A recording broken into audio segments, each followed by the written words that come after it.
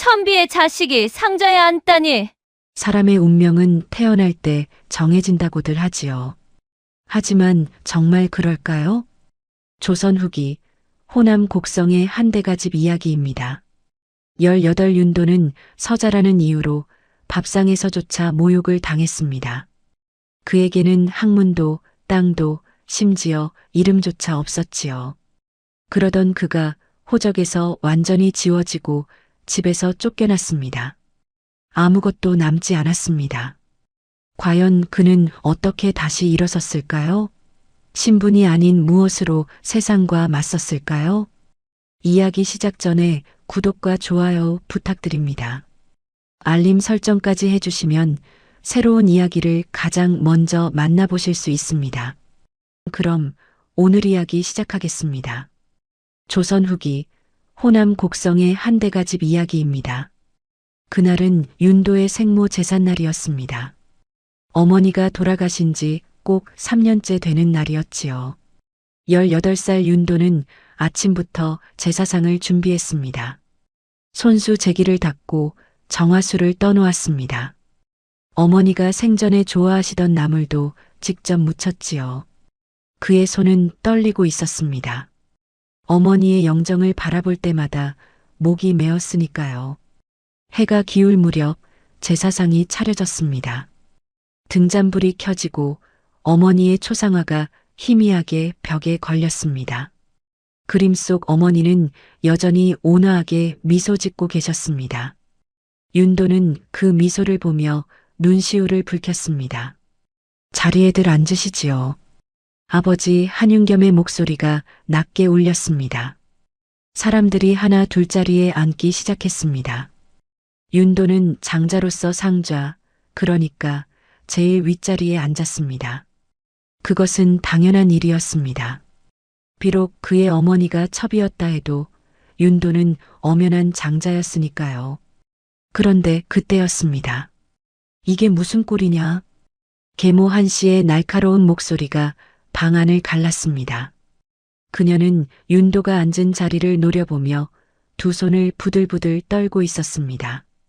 그녀의 얼굴은 분노로 일그러져 있었지요. 천비의 자식이 감히 상좌에 앉다니. 내가 무슨 자격으로 그 자리에. 순간 방 안의 공기가 얼어붙었습니다. 종들은 숨을 죽이고 아버지는 젓가락을 든 채 굳어버렸습니다. 윤도는 아무 말도 하지 못했습니다. 그저 고개를 숙인 채 손을 꽉 쥘 뿐이었지요. 한 씨는 멈추지 않았습니다. 그녀는 성큼 다가와 윤도 앞에 놓인 죽그릇을 집어들었습니다. 하얀 사기 그릇이 그녀의 손에서 떨리고 있었습니다. 이런 것이 어디 감히. 그리고 그녀는 그 그릇을 윤도의 상 위로 엎어버렸습니다. 콰드득. 그릇이 상모서리에 부딪히며 깨졌습니다. 뜨거운 죽물이 사방으로 튀었습니다. 윤도의 옷에, 상 위에, 그리고 벽에 걸린 어머니의 영정 위로까지 하얀 죽이 튀어 올랐습니다. 어머니의 그림 위로 죽물이 천천히 흘러내렸습니다. 마치 눈물처럼 말입니다. 윤도는 그 광경을 멍하니 바라보았습니다. 손등 위로 뜨거운 죽이 떨어졌습니다. 살같이 따가웠지만 그는 움직이지 않았습니다. 아니, 움직일 수가 없었습니다. 아버님. 윤도는 떨리는 목소리로 아버지를 불렀습니다. 아버지라면 막아주시리라 믿었습니다. 아버지라면 한마디라도 해주시리라 생각했습니다. 하지만 한윤겸은 아무 말도 하지 않았습니다. 그는 그저 천천히 젓가락을 내려놓았습니다. 딸그랑 작은 소리가 정막 속에 울렸습니다. 그리고는 고개를 돌려버렸습니다. 그 순간 윤도는 알았습니다. 자신은 이 집에서 혼자라는 것을, 아무도 자신을 지켜주지 않으리라는 것을. 부엌 문틈에서 지켜보던 종들이 비웃었습니다. 소리 없는 웃음이었지만 윤도의 귀엔 천둥처럼 크게 들렸습니다. 그들의 눈빛 속에는 조롱과 멸시가 가득했습니다. 한 씨는 만족스러운 듯 입꼬리를 올리며 자리에 앉았습니다. 제사상은 이미 엉망이 되어 있었습니다. 깨진 그릇 조각들이 죽물 속에 흩어져 있었고 촛불만이 흔들리며 그 참혹한 광경을 비추고 있었습니다. 제사는 그렇게 치러졌습니다. 아무도 윤도를 거들떠보지 않았습니다. 죽이 흥건히 묻은 그의 옷도 떨리는 그의 어깨도 아무도 신경 쓰지 않았습니다. 제사가 끝나고 사람들이 하나 둘자리를 떴습니다. 윤도는 홀로 그 자리에 남았습니다. 깨진 그릇 조각들을 주우며 어머니의 영정을 바라보았습니다. 죽물이 묻은 그림 속에서도 어머니는 여전히 미소 짓고 계셨습니다. 밤이 깊었습니다. 윤도는 몰래 부엌으로 들어갔습니다. 깨진 그릇 조각들과 더러워진 제기들을 씻으려 했습니다. 차가운 물에 손을 담그자 손등에 화상 자국이 욱신거렸습니다. 도련님, 등 뒤에서 나지막한 목소리가 들렸습니다. 노비 매월이었습니다.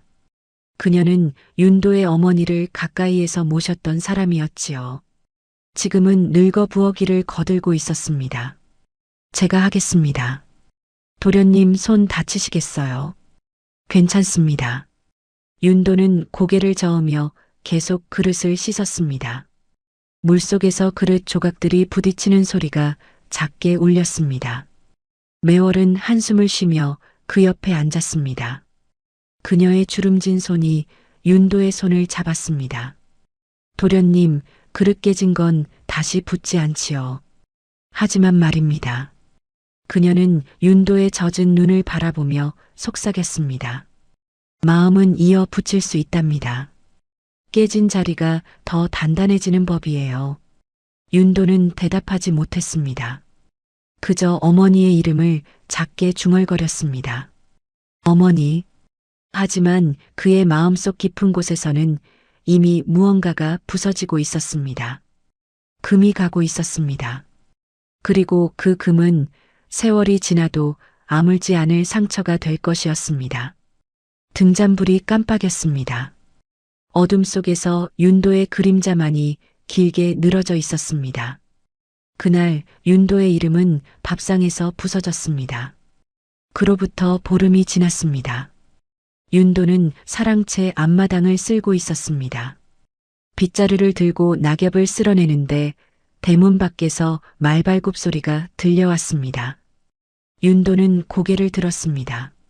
관아의 향리 2명과 서리 1명이 들어서고 있었습니다. 그들의 손에는 문서 보따리가 들려 있었지요. 윤도의 가슴이 철렁 내려앉았습니다. 좋지 않은 예감이 들었습니다. 한윤겸 어른께서 계시오? 향리가 큰 소리로 물었습니다. 곧 아버지가 사랑채에서 나왔습니다. 아버지의 얼굴은 창백했습니다. 이미 무슨 일인지 알고 계신 듯 했습니다. 안으로 드시지요. 아버지는 그들을 사랑채로 안내했습니다. 윤도도 따라 들어가려 했지만 계모 한 씨가 문간에 나타나 그를 가로막았습니다. 내가 들어갈 곳이 아니다. 그녀의 목소리는 차가웠습니다. 하지만 윤도는 물러서지 않았습니다. 그는 마루 밑에 쪼그리고 앉아 안을 엿보았습니다. 사랑채 안에서 향리가 문서를 펼쳤습니다. 빗소리가 들리기 시작했습니다. 가랑비가 처마 끝에서 후두둑 떨어지고 있었습니다. 한씨 부인께서 올리신 상소를 검토한 결과입니다. 향리의 목소리가 낮게 울렸습니다. 서자 윤도를 족보에서 삭제하고 호적에서도 이름을 지우는 것을 허락하노라. 윤도의 심장이 멎는 듯 했습니다. 호적에서 이름을 지운다. 그 말은 곧 자신이 이 집안 사람이 아니게 된다는 뜻이었습니다. 아니, 사람으로 인정받지 못한다는 뜻이었습니다. 도장을 찍으시지요. 서리가 붓과 도장을 아버지 앞에 내밀었습니다. 아버지의 손이 떨렸습니다. 그는 한참을 망설였습니다. 하지만 결국 그는 붓을 들었습니다. 윤도는 그 광경을 숨죽이며 지켜보았습니다. 아버지의 손이 천천히 움직였습니다. 붓끝이 종이를 긁는 소리가 빗소리 사이로 들려왔습니다. 그리고 도장이 찍혔습니다. 쿵. 작은 소리였지만 윤도의 귀에는 천둥처럼 크게 울렸습니다. 붉은 도장이 종이 위에 선명하게 찍혔습니다. 그것으로 끝이었습니다. 서리가 족보 한 장을 꺼내 보였습니다. 거기에는 윤도의 이름이 적혀 있었습니다. 그는 냉정한 손길로 그 부분을 잡았습니다. 직. 종이가 찢어지는 소리가 방 안을 채웠습니다. 윤도의 이름이 검은 먹물과 함께 떨어져 나갔습니다. 그 조각은 바닥에 나뒹굴었습니다. 빗줄기가 거세졌습니다. 처마 끝에서 물줄기가 쏟아져 내렸습니다. 윤도는 그 자리에서 일어났습니다. 더 이상 볼 수가 없었습니다. 그는 비를 맞으며 마당을 가로질렀습니다. 대문을 나서자 관아의 하인들이 처마 밑에서 웃고 있었습니다. 이제 그 아이는 이름도 없구먼. 서자도 아니지. 그냥 아무것도 아닌 놈이 되었어. 그들의 비웃음이 빗소리에 섞여 들렸습니다. 윤도는 주먹을 꽉 쥐었습니다. 손톱이 손바닥을 파고들었지만 그는 아무 말도 하지 않았습니다. 그저 빗속을 걸어갔습니다. 발걸음은 저절로 어머니의 무덤으로 향했습니다. 마을 뒷산 아래 조그만 돌무덤이 있는 곳이었습니다. 윤도는 그곳에 도착했을 때쯤 온몸이 비에 젖어 있었습니다. 무덤 앞에는 풀이 무성했습니다. 아무도 돌보지 않는 무덤이었지요. 윤도는 무릎을 꿇고 앉았습니다. 차가운 흙이 바지를 적셨습니다. 어머니. 그는 떨리는 목소리로 불렀습니다. 저는 이제 아무것도 아닙니다. 이름도 없고 집도 없습니다. 눈물이 비와 함께 흘러내렸습니다. 하지만 윤도는 울음을 터뜨리지 않았습니다. 그는 품속에서 무언가를 꺼냈습니다. 하얀 버선 한 켤레였습니다. 어머니가 생전에 손수 지어주셨던 것이었습니다. 윤도가 유일하게 간직하고 있던 어머니의 물건이었지요. 그는 그 버선을 무덤 위에 조심스럽게 올려놓았습니다. 버선이 빗물에 젖으며 돌 위에 찰싹 붙었습니다. 하얀 천이 물을 먹어 점점 무거워졌습니다. 윤도는 그것을 바라보며 두 손을 모았습니다. 어머니, 저는 다시 태어나겠습니다. 그의 목소리는 단호했습니다. 사람으로 살겠습니다. 제 힘으로 다시 이름을 얻겠습니다. 반드시요. 그는 무덤 앞에 깊이 절을 올렸습니다. 한 번, 두 번, 세 번. 이마가 젖은 흙에 닿을 때마다 차가운 기운이 머리를 파고들었습니다. 비는 계속 내렸습니다. 하늘은 잿빛이었고 세상은 온통 물소리로 가득했습니다. 윤도는 오랫동안 그 자리에 앉아 있었습니다. 흙탕물이 그의 발밑으로 흘러갔습니다. 그 물 위에 윤도의 얼굴이 희미하게 비쳤습니다. 일그러진 얼굴이었지만 그 눈빛만은 흔들리지 않았습니다. 얼마나 시간이 흘렀을까요? 비가 그쳤습니다. 구름 사이로 희미한 빛이 스며들었습니다. 윤도는 천천히 일어섰습니다. 젖은 옷이 몸에 달라붙었지만 그는 개의치 않았습니다. 그는 무덤을 향해 마지막으로 고개를 숙였습니다. 돌무덤 위에 놓인 하얀 버선이 빗물에 젖어 빛을 잃어가고 있었습니다. 하지만 윤도는 알고 있었습니다. 그것이 끝이 아니라 시작이라는 것을. 어머니, 기다려 주십시오. 그는 속삭였습니다. 제가 사람이 되어 돌아오겠습니다. 윤도는 산을 내려왔습니다. 마을로 돌아가지 않았습니다. 그의 발걸음은 다른 곳을 향하고 있었습니다. 어디로 가야 할지는 몰랐습니다. 하지만 한 가지는 확실했습니다. 이제 뒤돌아보지 않으리라는 것. 비는 멈췄습니다. 하지만 윤도의 마음속에서는 그의 이름은 사라지지 않았습니다. 오히려 더 선명하게 새겨지고 있었습니다. 스스로의 손으로 다시 쓸 그 이름이 말입니다. 윤도는 산을 올랐습니다. 며칠을 걸었는지 알 수 없었습니다. 배는 고팠지만 발걸음은 멈추지 않았습니다. 산 깊은 곳, 안개가 자욱한 곳에 작은 암자가 하나 있었습니다. 법주사라는 이름의 절이었지요.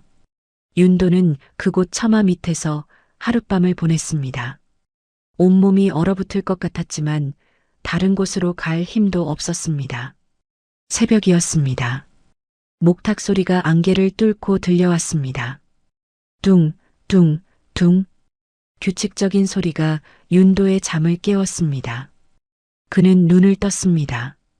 희뿌연 안개 속에서 희미한 등불 하나가 보였습니다.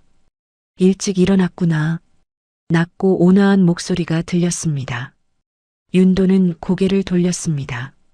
한 노인이 서 있었습니다. 흰 수염이 가슴까지 내려온 선비였습니다. 남루한 도포를 걸치고 있었지만 그 눈빛만큼은 맑고 깊었습니다. 배고프겠구나. 들어오거라. 노인은 윤도를 작은 방으로 안내했습니다. 방 안에는 낡은 책들이 가득했습니다. 한쪽 구석에는 서한이 놓여 있었고 그 위에 먹과 벼루가 가지런히 정돈되어 있었습니다. 앉거라. 윤도는 조심스럽게 자리에 앉았습니다. 노인은 옆방에서 보리밥 한 그릇을 가져왔습니다. 김이 모락모락 피어오르는 따뜻한 밥이었습니다. 드시게. 윤도는 두 손으로 그릇을 받았습니다. 손에 전해지는 온기가 가슴까지 스며들었습니다. 그는 밥을 한 숟갈 떴습니다. 보리밥의 구수한 냄새가 코끝을 자극했습니다. 그리고 천천히 입에 넣었습니다. 얼마나 맛있던지요. 윤도는 눈물을 참으며 밥을 먹었습니다. 며칠 만에 먹는 제대로 된 음식이었습니다. 천천히 먹어라. 체한다. 노인은 윤도를 바라보며 미소 지었습니다. 그의 눈가에는 깊은 주름이 패여 있었지만 그 눈빛만큼은 따뜻했습니다. 밥을 다 먹고 나서 윤도는 조심스럽게 물었습니다. 어르신은 누구십니까? 나는 유정로라 하네. 한때 조정에 있었지만 이제는 이곳에서 지내고 있지. 유정로. 윤도는 그 이름을 들어본 적이 있었습니다. 참판을 지냈던 분이었지요. 조정의 부정을 고발하다 역적으로 몰려 귀양을 왔다는 소문을 들었던 기억이 났습니다. 나도 내 이야기를 들었네. 유정로가 말했습니다. 호적에서 지워진 아이라고 했지. 맞느냐? 윤도는 고개를 숙였습니다. 부끄러웠습니다. 이름도 없는 자신이 부끄러웠습니다. 고개를 들어라. 유정로의 목소리는 단호했습니다. 세상이 내 이름을 지웠다고 해서 내가 사라진 것은 아니다. 너는 여전히 여기 있지 않느냐? 윤도는 천천히 고개를 들었습니다. 유정로는 그를 똑바로 바라보고 있었습니다. 하늘은 낮은 곳에 씨를 뿌린다네. 유정로가 말했습니다. 높은 곳의 나무는 바람에 부러지지만 낮은 곳의 풀은 바람을 견딘다. 너는 밟힌 흙이 되어라. 그리고 그 흙 위에 내 뿌리를 내리거라. 그날부터 윤도는 유정로 곁에 머물렀습니다. 낮에는 절 마당을 쓸고 나무를 패며 일을 했습니다. 밤이 되면 유정로는 윤도에게 글을 가르쳤습니다. 이것은 퇴계집이라네. 유정로는 낡은 책 한 권을 윤도 앞에 놓았습니다. 먹물 자국이 여기저기 묻어 있었고 책장은 너덜너덜했습니다. 이 책을 읽어라. 천천히 한 글자 한 글자 새기듯이. 윤도는 등잔불 아래 책을 펼쳤습니다. 글자들이 촛불에 비쳐 어른거렸습니다. 윤도는 소리내어 읽기 시작했습니다. 처음에는 더듬더듬 읽었지만 시간이 지나자 점점 유창해졌습니다. 밤이 깊어갔습니다. 창밖에서는 바람 소리가 들렸습니다. 젖은 나무 냄새가 방 안으로 스며들었습니다. 윤도는 책을 읽고 또 읽었습니다. 때로는 배가 고팠습니다. 비구니가 가져다주는 보리밥 한 그릇이 하루 식사의 전부였습니다. 하지만 윤도는 불평하지 않았습니다. 밥 한 숟갈을 굶더라도 그는 서책을 베고 잠들었습니다.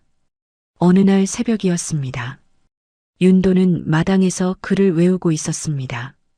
손가락으로 흙바닥에 글씨를 그리며 반복해서 읽었습니다. 천지연왕, 우주홍왕. 글자가 흙 위에 새겨졌다가 바람에 흩어졌습니다. 윤도는 다시 그렸습니다. 지우고 또 그렸습니다. 그의 손가락 끝에는 흙이 잔뜩 묻어 있었습니다. 잘하고 있구나. 유정로가 처마 밑에서 지켜보고 있었습니다. 그는 윤도에게 다가와 말했습니다. 글은 종이 위에만 있는 것이 아니다. 흙 위에도 하늘에도 내 마음속에도 있다. 그것을 잊지 말거라.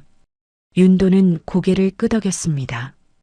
그의 눈빛이 달라지고 있었습니다. 처음 이곳에 왔을 때의 절망은 사라지고 이제는 단단한 결의가 자리 잡고 있었습니다. 비구니가 보리밥을 가져왔습니다. 그녀는 밥그릇을 윤도 앞에 놓으며 말했습니다. 배움도 공양이랍니다. 부처님께 드리는 공양만이 공양이 아니에요. 스스로를 배우게 하는 것도 공양이지요. 윤도는 깊이 고개를 숙였습니다. 그리고 밥을 먹으며 생각했습니다. 자신이 지금 무엇을 하고 있는지, 어디로 가야 하는지. 밤이 되었습니다. 윤도는 등잔불을 켜고 다시 책을 폈습니다. 안개가 창문을 타고 스며들었습니다. 먹물 냄새와 젖은 나무 냄새가 뒤섞였습니다. 윤도는 혼잣말처럼 중얼거렸습니다. 하늘이 낮은 곳을 본다면 나는 그 눈 아래 서겠다. 그의 목소리는 떨리지 않았습니다. 오히려 단단했습니다. 그날 밤 윤도는 비로소 깨달았습니다. 자신이 무엇을 해야 하는지, 어떤 사람이 되어야 하는지를. 등잔불이 깜빡였습니다. 하지만 윤도의 눈빛은 흔들리지 않았습니다. 유정로 곁에서 석 달이 흘렀습니다. 윤도는 많은 것을 배웠지만 먹고 사는 문제는 여전히 어려웠습니다. 절에서 내어주는 보리밥만으로는 부족했지요. 어느 날 윤도는 결심했습니다. 유정로가 읽으라며 준 서책 몇 권을 장터에 내다 팔기로 한 것입니다. 마음이 무거웠지만 어쩔 도리가 없었습니다. 스승님, 며칠 다녀오겠습니다. 그러거라. 조심해서 다녀오고. 유정로는 윤도의 어깨를 툭 쳤습니다. 그의 눈빛에는 걱정이 서려 있었지만 말리지는 않았습니다. 윤도는 산을 내려와 읍내 장터로 향했습니다. 새벽 안개가 자욱했습니다. 장터는 벌써부터 사람들로 북적였지요. 행상들의 외침소리가 사방에서 들려왔습니다. 생선이요, 싱싱한 생선. 무명한 필의 단양. 윤도는 장터 한 구석에 자리를 잡았습니다. 보자기를 펼치고 서책 서너 권을 조심스럽게 올려놓았습니다. 책장이 낡았지만 내용만큼은 귀한 책들이었습니다. 한 행상이 다가왔습니다. 그는 책을 이리저리 뒤적이더니 물었습니다. 이거 얼마에 팔 셈인가? 한 권에 단량이면 됩니다. 단량이라고? 이 낡은 책을 단량에? 행상은 비웃었습니다. 하지만 이내 태도를 바꾸며 말했습니다. 좋아, 내가 다 사겠네. 근데 지금 돈이 없으니 내 가게로 오게. 거기서 돈을 주지. 윤도는 그 말을 믿었습니다. 책을 챙겨 행상을 따라갔습니다. 골목을 몇 개 지나자 행상은 갑자기 뒤돌아보며 말했습니다. 미안하지만 말이야. 그리고는 책을 낚아채고 달아났습니다. 윤도는 뒤쫓았지만 소용없었습니다. 행상은 이미 사람들 사이로 사라진 뒤였습니다. 윤도는 그 자리에 멍하니 서 있었습니다. 손에는 아무것도 남지 않았습니다. 돈도 책도 모두 잃어버렸습니다. 그는 주저앉고 싶었지만 꾹 참았습니다. 해가 저물었습니다. 윤도는 갈 곳이 없었습니다. 산으로 돌아가기에는 너무 늦었고 여간에 묵을 돈도 없었습니다.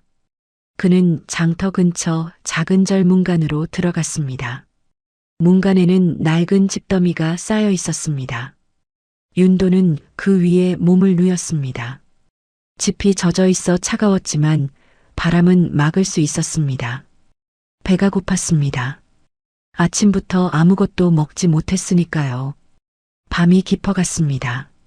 윤도는 잠을 이룰 수 없었습니다. 몸이 떨렸습니다. 추위 때문인지 허기 때문인지 알 수 없었습니다. 그는 무릎을 끌어안고 웅크렸습니다. 그때였습니다. 작은 발소리가 들렸습니다. 윤도는 고개를 들었습니다. 한 아이가 서 있었습니다. 너덜너덜한 옷을 입은 거지 아이였습니다. 나이는 10살쯤 되어 보였지요. 형님, 이거 드세요. 아이는 품속에서 무언가를 꺼냈습니다. 보리밥을 뭉쳐놓은 주먹밥 한 덩이였습니다. 아이의 손은 새까맣게 더러웠지만 그 밥 덩이만큼은 소중하게 쥐고 있었습니다. 나는 괜찮다. 내가 먹어라. 윤도는 고개를 저었습니다. 하지만 아이는 고집을 부렸습니다. 형님이 더 배고파 보여요. 전 아까 먹었어요. 그것은 거짓말이었습니다. 아이의 배에서 꼬르륵 소리가 났으니까요. 하지만 아이는 웃으며 말했습니다. 웃으면 덜 춥지요. 윤도는 그 말을 듣는 순간 눈시울이 뜨거워졌습니다. 이 작은 아이가 자신보다 더 가난한 이 아이가 자신을 걱정하고 있다는 것이 믿기지 않았습니다. 고맙다. 윤도는 떨리는 손으로 밥덩이를 받았습니다. 따뜻했습니다. 아이가 품속에서 데우고 있었던 것이지요. 윤도는 한 입 베어 물었습니다. 보리밥의 구수한 맛이 입안에 퍼졌습니다. 눈물이 흘렀습니다. 맛있지요? 아이는 방긋 웃으며 물었습니다. 윤도는 고개를 끄덕였습니다. 말을 할 수가 없었습니다. 목이 메었으니까요. 그때 지나가던 노인 하나가 그들을 보더니 중얼거렸습니다. 사람 냄새가 그대에겐 아직 남았군. 노인은 그렇게 말하고는 천천히 걸어갔습니다. 윤도는 그 말의 뜻을 곱씹었습니다. 사람 냄새. 그렇습니다. 자신은 아직 사람이었습니다. 이렇게 따뜻한 마음을 느낄 수 있으니까요. 윤도는 밥을 다 먹고 아이에게 물었습니다. 너는 이름이 뭐냐? 전 이름이 없어요. 그냥 쇠라고 불러요. 쇠야, 고맙다. 정말 고맙다. 윤도는 아이의 머리를 쓰다듬었습니다. 아이는 부끄러운 듯 고개를 숙였습니다. 형님은 착해 보여요. 나중에 크면 좋은 사람 되실 거예요. 아이는 그렇게 말하고는 어둠 속으로 사라졌습니다. 윤도는 한참을 그 자리에 앉아 있었습니다. 가슴이 따뜻했습니다. 배는 여전히 고팠지만 마음만큼은 배불렀습니다. 그날 밤 윤도는 다짐했습니다. 언젠가 이 아이에게 은혜를 갚아야겠다고. 그리고 자신도 저 아이처럼 어려운 사람을 도울 수 있는 사람이 되어야겠다고. 새벽이 밝아왔습니다. 윤도는 젖은 집더미에서 일어났습니다. 몸은 여전히 차가웠지만 마음만큼은 따뜻했습니다. 그 한 덩이의 밥이 윤도의 마음을 데웠습니다. 그리고 그 따뜻함은 오래도록 그의 가슴 속에 남아 있었습니다. 산에서 1년이 흘렀습니다. 윤도는 이제 19이 되었습니다. 유정로에게 배운 글과 셈법으로 읍내 상단에서 장부를 쓰는 일을 하게 되었지요. 상단 주인은 윤도의 글씨와 셈솜씨를 인정했습니다. 비록 적은 돈이었지만 윤도는 처음으로 제 손으로 번 돈을 쥐게 되었습니다. 그 돈으로 유정로께 쌀 한 마를 사드렸습니다. 잘했다, 윤도야. 유정로는 기뻐하셨습니다. 이제 내 힘으로 서는 법을 배우는 것이다. 어느 날 상단에 역관 하나가 찾아왔습니다. 청나라와 무역을 하는 사람이었지요. 그는 상단 주인에게 투자를 제안했습니다. 이번 무역에 투자하시면 2배는 돌려드리겠소. 상단 주인은 고개를 끄덕였습니다. 그리고 윤도에게 장부를 정리하라고 했습니다. 윤도는 정성껏 숫자를 적었습니다. 투자금은 100냥이었습니다. 작은 돈이 아니었지요. 장부를 잘 쓰는구먼. 역관이 윤도를 보며 말했습니다. 하지만 그의 눈빛은 차가웠습니다. 내 이름은 뭔가? 윤도라 합니다. 윤도? 성이 없느냐? 윤도는 대답하지 못했습니다. 역관은 비웃었습니다. 아, 그렇구나. 서자로구먼. 그는 장부를 가져가며 말했습니다. 서자 주제에 장부를 쓴다고? 재미있는 일이로군. 한 달이 지났습니다. 역관이 돌아왔습니다. 하지만 그의 손에는 아무것도 없었습니다. 상단 주인이 물었습니다. 약속한 돈은 어디 있소? 무역이 실패했소. 배가 풍랑을 만났다오. 그것은 거짓말이었습니다. 윤도는 알 수 있었습니다. 역관의 옷차림이 이전보다 훨씬 화려했으니까요. 허리춤에는 비단 주머니가 달려 있었고 손가락에는 옥반지가 끼워져 있었습니다. 투자금을 돌려주시오. 상단 주인이 소리쳤습니다. 하지만 역관은 코웃음을 쳤습니다. 돌려줄 돈이 없다고 했지 않소? 관아에 가서 호소하든지 하시오. 그는 장부를 집어들더니 찢어버렸습니다. 찍, 종이가 찢어지는 소리가 방 안을 채웠습니다. 윤도가 정성껏 쓴 글씨들이 바닥에 흩어졌습니다. 이런 종이 쪼가리로 뭘 증명하겠다는 거요? 역관은 비웃으며 나갔습니다. 윤도는 주먹을 꽉 쥐었습니다. 손톱이 손바닥을 파고들어 피가 났습니다. 하지만 그는 참았습니다. 상단 주인은 한숨을 쉬었습니다. 윤도야, 미안하구나. 내 잘못이 아닌데. 괜찮습니다. 윤도는 고개를 숙였습니다. 하지만 가슴속에서는 무언가가 끓어오르고 있었습니다. 그날 저녁 윤도는 읍내 거리를 걷고 있었습니다. 해가 지고 노을이 붉게 물들었습니다. 그때 말발굽 소리가 들렸습니다. 윤도는 고개를 들었습니다. 화려한 행렬이 길을 지나가고 있었습니다. 앞에는 하인들이 걷고 뒤에는 가마가 따라왔습니다. 가마의 휘장은 붉은 비단이었습니다. 윤도의 심장이 멎었습니다. 그 문양을 알아봤기 때문입니다. 한씨 집안의 문양이었습니다. 계모의 행렬이었던 것이지요. 윤도는 재빨리 길모퉁이로 몸을 숨겼습니다. 가슴이 두근거렸습니다. 행렬이 지나가는 것을 숨죽이며 지켜봤습니다. 가마 옆으로 어린아이가 말을 타고 가고 있었습니다. 계모의 아들, 윤도의 이복동생 한정우였습니다. 이제 15살쯤 되었을 것입니다. 그는 새 옷을 입고 있었고 얼굴에는 웃음이 가득했습니다. 어머니, 오늘 과거 시험 보는 날이 얼마 안 남았어요. 어린 목소리가 들렸습니다. 그래, 우리 정우는 꼭 합격할 게다. 가마 안에서 계모의 목소리가 들렸습니다. 그 목소리는 다정했습니다. 윤도가 한 번도 들어보지 못한 따뜻한 목소리였습니다. 바람이 불었습니다. 가마의 붉은 휘장이 나풀거렸습니다. 순간 흙먼지가 일어 윤도의 눈을 가렸습니다. 그는 눈을 감았습니다. 행렬이 지나갔습니다. 말발굽 소리가 점점 멀어졌습니다. 윤도는 한참을 그 자리에 서 있었습니다. 손등을 보니 피가 맺혀 있었습니다. 아까 역관에게 당했을 때 생긴 상처였습니다. 피멍이 들어 검푸르게 변해 있었습니다. 윤도는 천천히 주먹을 폈습니다. 손바닥에는 손톱 자국이 선명했습니다. 그는 낮게 중얼거렸습니다. 복수는 배우는 자의 것이다. 그의 목소리는 떨리지 않았습니다. 오히려 차가웠습니다. 분노가 뜨겁게 끓어오르는 것이 아니라 차갑게 응결되고 있었습니다. 윤도는 품속에서 붓 하나를 꺼냈습니다. 상단에서 쓰던 붓이었지요.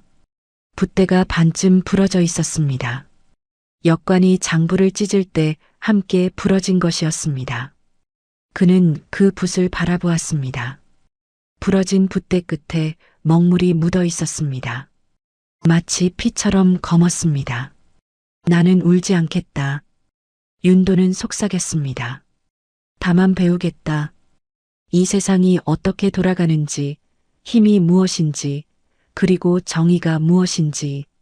그는 부러진 붓을 품속 깊이 넣었습니다. 그것은 그에게 결심의 증표였습니다. 언젠가 이 세상에 자신의 이름을 다시 새기리라는 다짐이었습니다. 해가 완전히 졌습니다. 거리에 어둠이 내렸습니다. 하지만 윤도의 눈빛만큼은 어둠 속에서도 빛나고 있었습니다. 그날 윤도는 울지 않았습니다. 다만 배웠습니다. 세상이 자신에게 가르쳐 준 것을, 그리고 그것은 앞으로 그의 삶을 바꿀 가장 중요한 교훈이 될 것이었습니다. 그로부터 2년이 흘렀습니다. 윤도는 이제 21살이 되었습니다. 상단에서 일하며 조금씩 돈을 모았습니다. 밥 한 끼를 아끼고 옷 한 벌을 기워 입으며 모은 돈이었지요. 어느 날 윤도는 향리청을 찾아갔습니다. 손에는 작은 보따리를 들고 있었습니다. 그 안에는 3년 동안 모은 돈 25냥이 들어 있었습니다. 무슨 일로 왔느냐? 향리가 물었습니다. 윤도는 허리를 굽혀 인사했습니다. 땅을 사고 싶습니다. 땅을? 내가? 향리는 의아한 표정을 지었습니다. 호적도 없는 자가 땅을 산다는 것이 이상했던 것이지요. 마을 서쪽 김진사 댁 논이 팔린다고 들었습니다. 그 논을 사고 싶습니다. 김진사는 몰락한 양반이었습니다. 도박으로 재산을 탕진하고 땅을 팔아야 하는 처지였지요. 그 논은 겨우 20평 남짓이었습니다. 작은 땅이었지만 윤도에게는 세상만큼 큰 것이었습니다. 그 논이 25냥이다. 돈이 있느냐? 여기 있습니다. 윤도는 보따리를 풀어 은자를 내놓았습니다. 향리는 하나하나 세어보더니 고개를 끄덕였습니다. 좋다. 증명서를 써주마. 향리는 붓을 들어 문서를 작성했습니다. 윤도의 이름을 쓸 때 잠시 망설이더니 물었습니다. 내 성은 무엇이냐? 윤씨입니다. 알았다. 향리는 윤도라는 이름을 적었습니다. 그리고 도장을 찍었습니다. 윤도는 그 문서를 두 손으로 받았습니다. 손이 떨렸습니다. 종이가 무거웠습니다. 아니, 그 안에 담긴 의미가 무거웠습니다. 윤도는 향리청을 나와 곧장 그 논으로 달려갔습니다. 마을 서쪽 야트막한 언덕 아래에 있는 작은 논이었습니다. 잡초가 무성하고 물도 제대로 고여있지 않았습니다. 오랫동안 방치된 땅이었지요. 하지만 윤도의 눈에는 그것이 보물처럼 보였습니다. 그는 논둑에 올라섰습니다. 바람이 불어왔습니다. 풀잎들이 흔들렸습니다. 윤도는 천천히 무릎을 꿇었습니다. 그리고 두 손으로 흙을 떴습니다. 축축한 흙이 손바닥에 묻었습니다. 진흙 냄새가 코끝을 찔렀습니다. 그 냄새는 구수했습니다. 이 흙이 내 어머니보다 따뜻하구나. 윤도는 중얼거렸습니다. 눈시울이 붉어졌습니다. 흙을 쥔 손에 힘이 들어갔습니다. 문득 어린 시절이 떠올랐습니다. 어머니와 함께 뒷마당에 앉아있던 날이었습니다. 어머니는 모래 위에 나뭇가지로 글자를 쓰고 계셨지요. 윤도야, 이것 봐라. 어머니는 미소 지으며 말씀하셨습니다. 사람의 높이는 흙에서 나온단다. 아무리 높은 나무도 뿌리는 땅에 있는 법이지. 그럼 저도 흙이 되어야 해요? 그래, 내가 흙이 되면 무엇이든 키울 수 있단다. 그날의 어머니 목소리가 귓가에 생생했습니다. 윤도는 눈을 감았습니다. 어머니의 손길이 느껴지는 것 같았습니다. 다음 날부터 윤도는 논을 일구기 시작했습니다. 해가 뜨기 전에 나와서 해가 질 때까지 일했습니다. 삽으로 흙을 파고 잡초를 뽑았습니다. 손바닥에 물집이 생겼습니다. 물집이 터지고 피가 났습니다. 하지만 윤도는 멈추지 않았습니다. 피가 흙에 떨어져 섞였습니다. 흙탕물이 되어 그의 발밑을 적셨습니다. 일주일이 지나자 논의 모습이 달라졌습니다. 잡초가 사라지고 평평한 땅이 드러났습니다. 윤도는 물을 끌어들이기 위해 도랑을 팠습니다. 삽이 흙을 파는 소리가 리듬을 만들었습니다. 철컥, 철컥, 철컥. 그 소리가 윤도에게는 음악처럼 들렸습니다. 땀이 얼굴을 타고 흘렀습니다. 등이 젖었습니다. 하지만 윤도는 웃고 있었습니다. 보름이 지났습니다. 드디어 물이 논에 고였습니다. 맑은 물이 햇빛에 반짝였습니다. 윤도는 논물에 비친 자신의 얼굴을 보았습니다. 까맣게 그을린 얼굴이었습니다. 하지만 그 눈빛만큼은 밝았습니다. 됐다. 윤도는 중얼거렸습니다. 그리고 논둑에 주저앉았습니다. 손바닥을 펼쳐보았습니다. 굳은 살이 배기고 상처가 아물고 있었습니다. 피딱지가 앉은 손바닥이었지만 윤도는 그것이 자랑스러웠습니다. 해가 저물었습니다. 석양빛이 논물을 붉게 물들였습니다. 윤도는 그 풍경을 물끄러미 바라보았습니다. 바람이 불어와 뼘잎을 흔들었습니다. 아직 모를 심지는 않았지만 윤도는 벌써 그 풍경이 보이는 것 같았습니다. 흙을 쥐었을 뿐인데 마음이 다시 자랐구나. 윤도는 혼잣말을 했습니다. 그의 목소리는 단단했습니다. 그날 밤 윤도는 논둑에 앉아 하늘을 올려다보았습니다. 별이 총총했습니다. 어머니가 계신 곳도 저 하늘 어딘가겠지요. 어머니, 보고 계십니까? 윤도는 속삭였습니다. 저는 이제 제 땅을 가졌습니다. 작지만 제 것입니다. 이 흙 위에 제 뿌리를 내리겠습니다. 바람이 대답하듯 불어왔습니다. 풀잎들이 속삭이는 소리가 들렸습니다. 윤도는 두 손으로 다시 흙을 움켜쥐었습니다. 차가운 흙이었지만 그 안에는 생명이 있었습니다. 그날 윤도는 비로소 알았습니다. 사람은 무엇을 소유함으로써가 아니라 무엇을 일구어냄으로써 자신의 뿌리를 내리는 것이라는 것을, 그리고 그 뿌리는 언젠가 큰 나무가 되리라는 것을. 논물이 달빛에 반짝였습니다. 윤도의 눈빛도 함께 빛났습니다. 윤도가 땅을 산 지 1년이 지났습니다. 이제 22살이 되었지요. 논에서는 벼가 익어가고 있었습니다. 처음 심은 모가 자라 황금빛 이삭을 들이우고 있었습니다. 어느 날 윤도는 유정로를 찾아갔습니다. 오랜만에 찾아온 제자를 보고 스승은 기뻐했습니다. 많이 컸구나, 윤도야. 스승님, 건강하셨습니까? 윤도는 깊이 절을 올렸습니다. 유정로는 그를 일으켜 세우며 말했습니다. 내가 일군 논이 잘 되고 있다고 들었다. 참 대견하구나. 그날 저녁 두 사람은 오랜만에 마주 앉았습니다. 등잔불이 켜지고 방 안은 따뜻한 빛으로 가득 찼습니다. 유정로는 무언가를 꺼내 윤도 앞에 놓았습니다. 낡은 붓 한 자루였습니다. 붓대는 세월에 닳아 있었지만 붓끝만큼은 여전히 고닫습니다. 이것은 내가 참판으로 있을 때 쓰던 붓이다. 유정로의 목소리가 낮게 울렸습니다. 이제 내게 준다. 이 붓으로 내 이름을 새기거라. 제 이름을요? 그래. 세상이 지운 내 이름을 이제는 내 손으로 다시 써야 할 때다. 유정로는 먹을 갈기 시작했습니다.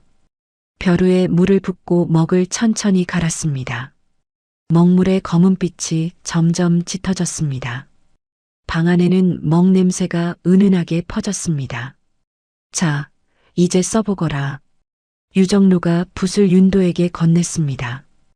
윤도는 떨리는 손으로 붓을 받았습니다. 붓대가 손에 닿는 느낌이 낯설었습니다. 무엇을 쓸까요? 내 이름을 써라. 하지만 그냥 쓰지 말고 뜻을 담아 새기듯이 써라. 윤도는 붓끝을 먹물에 적셨습니다. 검은 먹물이 붓끝을 타고 올라갔습니다. 그리고 천천히 종이 위에 내려놓았습니다. 첫 번째 글자, 허락할 윤자였습니다. 붓끝이 떨렸습니다. 먹이 번졌지만 윤도는 멈추지 않았습니다. 두 번째 글자, 길도자였습니다. 붓이 종이를 긁는 소리가 조용한 방 안에 울렸습니다. 윤도라는 이름이 종이 위에 새겨졌습니다. 도리를 따르는 자 윤이라 한다. 유정로가 말했습니다. 내 이름은 이제 그저 부르는 소리가 아니다. 내가 걸어갈 길을 담은 이름이다. 윤도는 그 글자를 물끄러미 바라보았습니다. 눈시울이 뜨거워졌습니다. 눈물 한 방울이 종이 위로 떨어졌습니다. 먹물이 번지며 번졌지만 오히려 글자가 더 선명해 보였습니다. 스승님, 윤도는 떨리는 목소리로 말했습니다. 저는 어머니의 성을 따르고 싶습니다. 어머니는 윤씨였습니다. 유정로는 고개를 끄덕였습니다. 그것이 효의 근본이다. 좋은 생각이다. 다음 날 윤도는 나무패를 구했습니다. 단단한 소나무로 만든 명패였지요. 그는 칼을 들어 조심스럽게 글자를 새기기 시작했습니다. 윤도. 한 획 한 획이 새겨질 때마다 나무가루가 떨어졌습니다. 윤도는 땀을 흘리며 파고 또 팠습니다. 손바닥에 물집이 잡혔지만 멈추지 않았습니다. 해가 지고 달이 떠올랐습니다. 마침내 글자가 완성되었습니다. 윤도는 나무패를 들어 달빛에 비춰보았습니다. 거친 나무결 위에 새겨진 두 글자가 달빛을 받아 은은하게 빛났습니다. 어머니. 윤도는 하늘을 올려다보며 중얼거렸습니다. 이제 저는 다시 이름을 가졌습니다. 제 손으로 새긴 이름입니다. 그날 밤 윤도는 나무패를 품에 안고 잠들었습니다. 꿈속에서 어머니가 나타났습니다. 어머니는 미소 지으며 윤도의 머리를 쓰다듬었습니다. 그 손길은 따뜻했습니다. 잘했다, 우리 윤도야. 어머니의 목소리가 들렸습니다. 이제 내가 내 길을 가거라. 아침이 밝았습니다. 윤도는 향리청을 찾아갔습니다. 손에는 나무패를 꼭 쥐고 있었습니다. 이름을 고치고 싶습니다. 윤도는 향리 앞에서 말했습니다. 윤도로 부르고 싶습니다. 허락할 윤 길도입니다. 향리는 잠시 윤도를 바라보았습니다. 그리고는 붓을 들어 장부에 적었습니다. 윤도라는 이름이 공식적으로 기록되는 순간이었습니다. 됐다. 이제 내 이름은 윤도다. 윤도는 깊이 허리를 숙였습니다. 가슴이 벅찼습니다. 오랫동안 잃었던 것을 되찾은 기분이었습니다. 아니, 잃었던 것이 아니라 새로 만든 것이었습니다. 향리청을 나서며 윤도는 나무패를 다시 한번 바라보았습니다. 햇빛에 비친 글자가 또렷했습니다. 그는 그 나무패를 가슴에 꼭 안았습니다. 남이 준 이름이 아니다. 윤도는 혼잣말을 했습니다. 이제 나는 나의 글씨로 산다. 그날부터 사람들은 그를 윤도라 불렀습니다. 서자가 아니라 윤도로. 그 이름 속에는 그가 걸어온 길이 담겨 있었습니다. 밟히고 쓰러졌지만 다시 일어선 길이, 그리고 앞으로 걸어갈 도리의 길이. 윤도는 논으로 돌아갔습니다. 황금빛 벼이삭이 바람에 흔들리고 있었습니다. 그는 논둑에 서서 그 풍경을 바라보았습니다. 이제 그는 이름이 있는 사람이었습니다. 땅이 있는 사람이었습니다. 그리고 무엇보다 자신의 길을 가는 사람이었습니다. 바람이 불어왔습니다. 윤도의 옷자락이 펄럭였습니다. 그는 나무패를 하늘 높이 들어 올렸습니다. 마치 세상을 향해 선언하듯이 나는 여기 있다고. 윤도라는 이름으로 가을이 깊어졌습니다. 윤도는 논에서 첫 수확을 마쳤습니다. 적은 양이었지만 제 손으로 거둔 쌀이었습니다. 그는 그중 가장 좋은 쌀 한 마를 가지고 유정로를 찾아갔습니다. 하지만 암자 앞에 이르렀을 때 윤도는 멈칫했습니다. 스승의 기침 소리가 들렸기 때문입니다. 거칠고 힘겨운 기침이었습니다.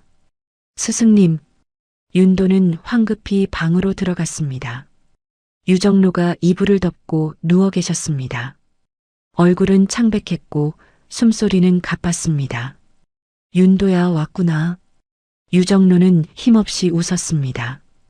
윤도는 스승의 손을 잡았습니다. 그 손은 얼음처럼 차가웠습니다. 언제부터 아프셨습니까? 한 달쯤 되었을까? 늙으니 이런 게 오는구나. 유정로는 기침을 했습니다. 손수건에 붉은 것이 묻어났습니다. 피었습니다. 윤도는 가슴이 철렁 내려앉았습니다. 그날부터 윤도는 스승 곁을 지켰습니다. 약을 다려드리고 죽을 쏘어드렸습니다. 하지만 유정로의 병은 나아질 기미가 보이지 않았습니다. 보름이 지났습니다. 어느 날 밤 유정로가 윤도를 불렀습니다. 윤도야, 가까이 오너라. 윤도는 스승의 곁으로 다가갔습니다. 등잔불이 흔들리며 방 안을 비췄습니다. 유정로는 떨리는 손으로 윤도의 손을 잡았습니다. 내 말을 잘 들어라. 유정로의 목소리는 작았지만 힘이 있었습니다. 정의도 밥이 되어야 한다. 도리는 굶주리면 사라진다. 스승님, 내가 평생 배운 것이 그것이다. 아무리 옳은 말도 배고픈 사람에게는 공허하다. 내가 세상을 바로 세우고 싶다면 먼저 사람들의 배를 채워야 한다. 윤도는 고개를 끄덕였습니다. 눈물이 흘렀지만 참았습니다. 내 책상 서랍에 편지가 있다. 그것을 가져가거라. 윤도는 떨리는 손으로 서랍을 열었습니다. 낡은 편지 한 장이 들어 있었습니다.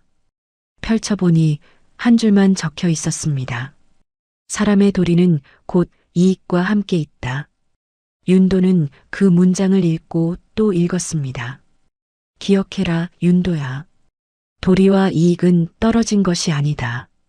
사람이 살아야 도리도 산다.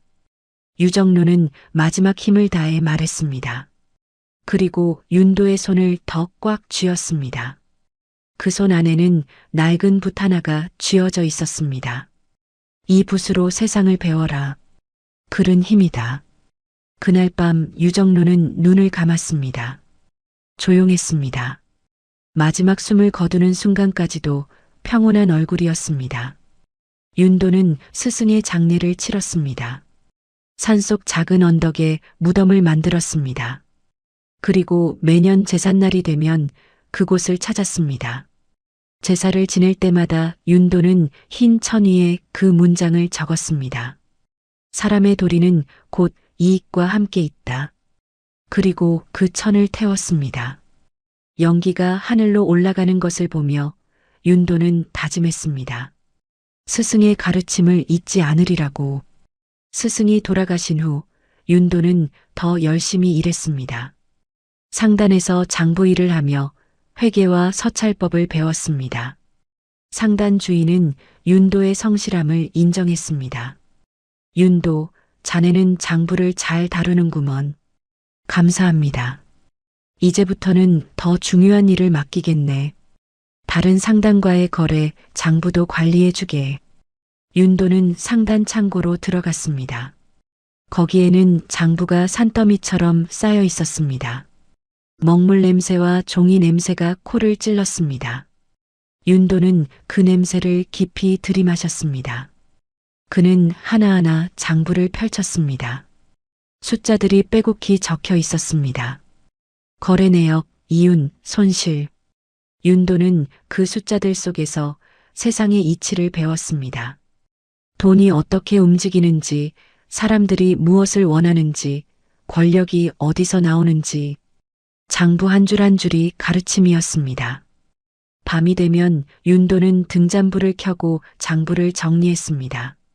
붓을 들어 숫자를 적었습니다. 스승이 마지막으로 쥐어준 그 붓이었습니다. 이 붓으로 사람을 살리리라. 윤도는 속삭였습니다. 바람에 장부 종이가 넘어가는 소리가 들렸습니다. 바스락 바스락. 그 소리가 윤도에게는 세상의 속삭임처럼 들렸습니다. 1년이 흘렀습니다. 윤도는 이제 상단에서 없어서는 안 될 사람이 되었습니다. 그의 손을 거치지 않은 장부는 없었습니다. 상단 주인은 그를 전적으로 믿었습니다. 어느 날 윤도는 장부를 정리하다 이상한 것을 발견했습니다. 숫자가 맞지 않았습니다. 누군가 장부를 조작한 흔적이었습니다. 윤도는 조용히 그 내용을 메모했습니다. 언젠가 쓸 날이 올 것이라 생각했습니다. 장부는 거짓말을 하지 않았습니다. 숫자는 진실을 말했습니다. 이제 나는 글로 세상을 배운다. 윤도는 중얼거렸습니다. 장부의 줄 하나도 도리의 무게다. 그는 스승의 가르침을 이해하기 시작했습니다. 정의는 말로만 외치는 것이 아니었습니다. 구체적인 숫자와 증거로 증명하는 것이었습니다. 그리고 그 증거는 바로 이 장부 속에 있었습니다. 윤도는 붓을 내려놓았습니다. 창밖을 보니 달이 떠 있었습니다. 그 달빛 아래서 윤도는 자신의 길이 조금씩 보이기 시작했습니다. 2년이 더 흘렀습니다. 윤도는 이제 25이 되었습니다. 상단에서 인정받는 장부지기가 되었고 논도 3배로 늘렸습니다. 사람들은 이제 그를 윤서방이라 불렀습니다. 봄이었습니다. 마을에 소문이 돌기 시작했습니다. 한씨 집안의 아들 한정우가 과거에 급제했다는 소식이었지요. 윤도는 그 소문을 들었을 때 붓을 들고 있었습니다. 손이 잠시 멈칫했지만 곧 다시 숫자를 적어 내려갔습니다. 상단 주인이 물었습니다. 자네 고향 사람 아닌가? 한정우라는 자말일세. 예, 압니다. 대단한 일이로군. 20살의 급제라니. 윤도는 대답하지 않았습니다. 그저 묵묵히 장부를 정리했습니다. 며칠 후 더 큰 소문이 돌았습니다. 한정우가 관가의 정략혼으로 부유한 상인의 딸과 혼인을 하게 되었다는 것이었습니다. 혼서지가 마을 입구에 붙었다는 소식이었지요. 그날 오후 윤도는 일을 마치고 장터를 지나가고 있었습니다. 멀리서 북소리가 들렸습니다. 둥둥둥 경쾌한 리듬이었습니다. 사람들이 웅성거리며 한쪽으로 몰려갔습니다. 혼례 행렬이다. 한 진사댁 도련님 혼례라던데. 윤도는 발걸음을 멈췄습니다. 멀리서 붉은 휘장이 보였습니다. 혼례 행렬이 마을길을 따라 들어오고 있었습니다. 앞에는 악공들이 걸으며 악기를 연주했습니다. 북소리, 피리소리, 징소리가 어우러졌습니다. 그 뒤로 붉은 비단으로 꾸민 가마가 따라왔습니다. 사람들이 꽃잎을 뿌렸습니다. 하늘에서 붉은 꽃잎과 흰 꽃잎이 비처럼 내렸습니다. 마을은 온통 축제 분위기였습니다. 윤도는 길가 한쪽에 서서 그 광경을 바라보았습니다. 행렬 중앙에 말을 탄 청년이 보였습니다. 한정우였습니다. 그는 화려한 관복을 입고 있었습니다. 얼굴에는 자신감이 넘쳤습니다. 저 양반이 급제한 한 도령이라던데. 젊은 나이에 대단하지. 앞날이 창창하겠어. 주변 사람들이 수군거렸습니다. 그중 한 사람이 윤도를 보더니 작은 소리로 말했습니다. 그나저나 그 집 서자는 어찌 되었대? 아, 그 아이. 진작에 집에서 쫓겨났지. 이미 죽었다던데. 윤도는 그 말을 들었습니다. 하지만 아무 표정도 짓지 않았습니다. 그저 조용히 행렬을 바라볼 뿐이었습니다. 한정우가 말 위에서 사람들에게 손을 흔들었습니다. 그의 시선이 잠시 윤도 쪽으로 향했습니다. 하지만 그는 윤도를 알아보지 못했습니다. 아니, 알아보고도 모른 척 했는지도 모릅니다. 윤도는 천천히 고개를 돌렸습니다. 더 이상 볼 필요가 없었습니다. 그는 조용히 그 자리를 떠났습니다. 그날 저녁 상단의 한 하인이 윤도를 찾아왔습니다. 그는 주변을 살피며 낮은 목소리로 말했습니다. 윤서방, 들으셨습니까? 무엇을요? 한 도령이 과거에 급제한 것 말입니다. 그게 순전히 실력만은 아니라던데요. 윤도는 귀를 기울였습니다. 관가에 뇌물을 썼다는 소문이 있습니다. 한씨 부인이 막대한 돈을 써서 자리를 샀다고 하더군요. 확실한 겁니까? 향리 중 한 분이 직접 보셨답니다. 은자 천냥이 오갔다고 하더군요. 윤도는 천천히 고개를 끄덕였습니다. 예상했던 일이었습니다. 알려주셔서 고맙습니다. 하인이 떠나고 윤도는 홀로 앉아 생각에 잠겼습니다. 창밖으로 달빛이 들어왔습니다. 멀리서 아직도 잔치 북소리가 희미하게 들렸습니다. 시끄러운 북보다 조용한 붓이 더 멀리 간다. 윤도는 중얼거렸습니다. 그는 책상 위에 놓인 장부를 바라보았습니다. 그 안에는 숫자들이 빼곡히 적혀 있었습니다. 진실을 담은 숫자들이었지요. 윤도는 붓을 들었습니다. 그리고 새 장부를 펼쳤습니다. 거기에 한 줄을 적었습니다. 한정우, 뇌물 천냥, 과거 부정. 단순한 기록이었습니다. 하지만 언젠가 이 기록이 쓰일 날이 올 것이었습니다. 윤도는 그것을 알고 있었습니다. 며칠이 지났습니다. 마을의 잔치 분위기는 가라앉았습니다. 하지만 한씨 집안의 위세는 더욱 높아졌습니다. 사람들은 그 집을 지날 때 고개를 숙였습니다. 윤도는 변함없이 자신의 일을 했습니다. 논을 돌보고 장부를 정리했습니다. 누군가 그에게 물었습니다.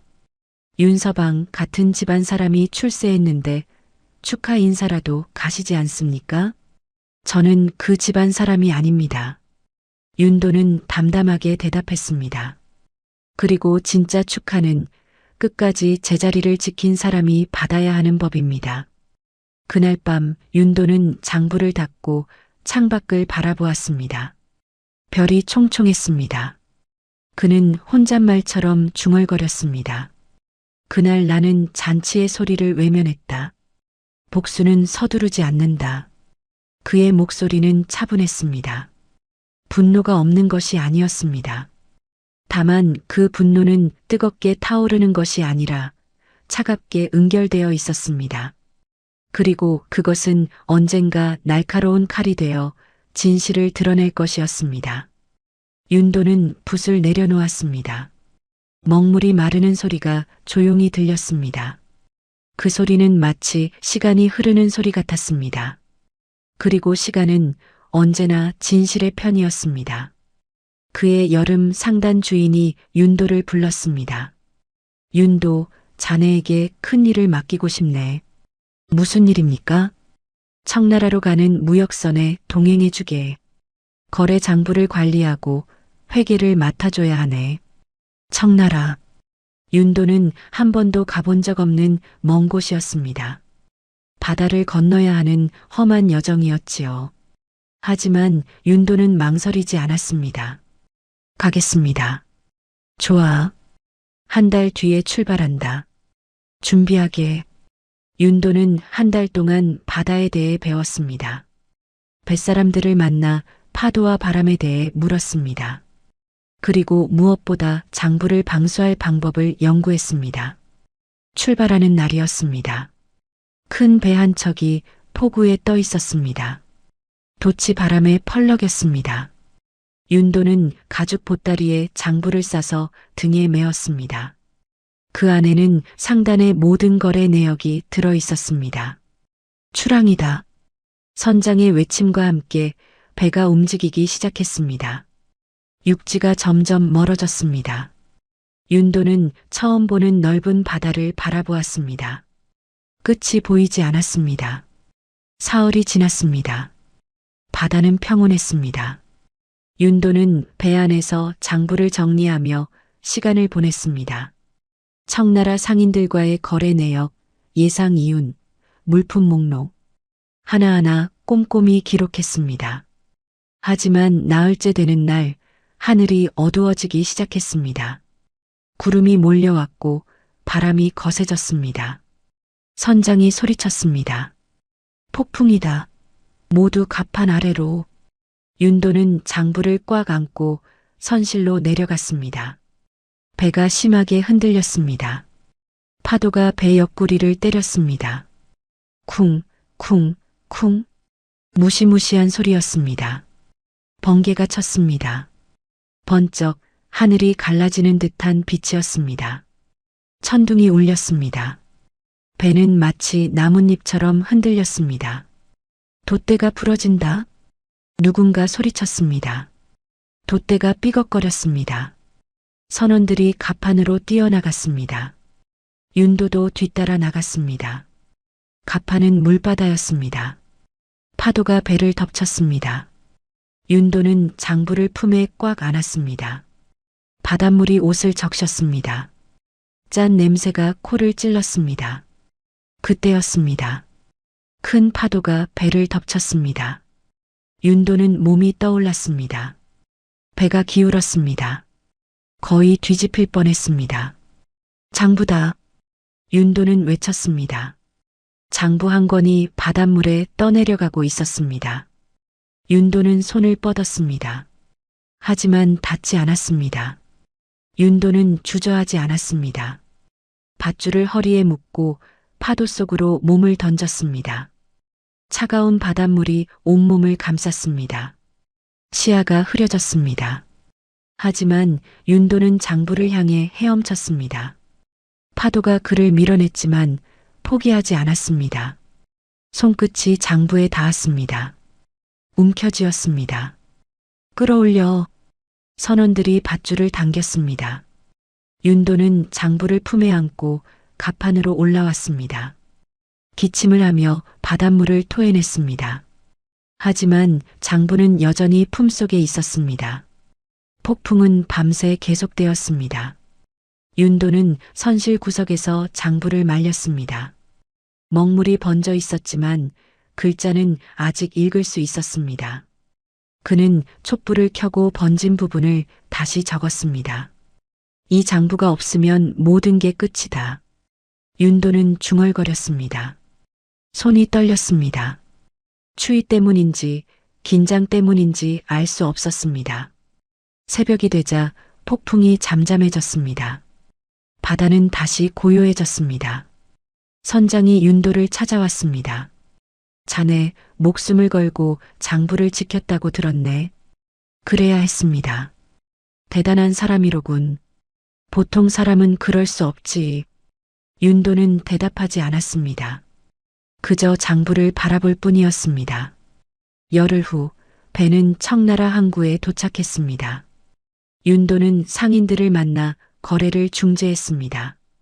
장부를 보여주며 가격을 협상했습니다. 그의 꼼꼼함에 청나라 상인들도 감탄했습니다. 이 사람 장부를 참 잘 다루는구먼. 믿을 만한 사람이요. 거래가 성사되었습니다. 윤도는 모든 과정을 장부에 기록했습니다. 얼마를 주고받았는지, 어떤 물건을 거래했는지, 언제 배가 출발하는지 하나도 빠짐없이 적었습니다.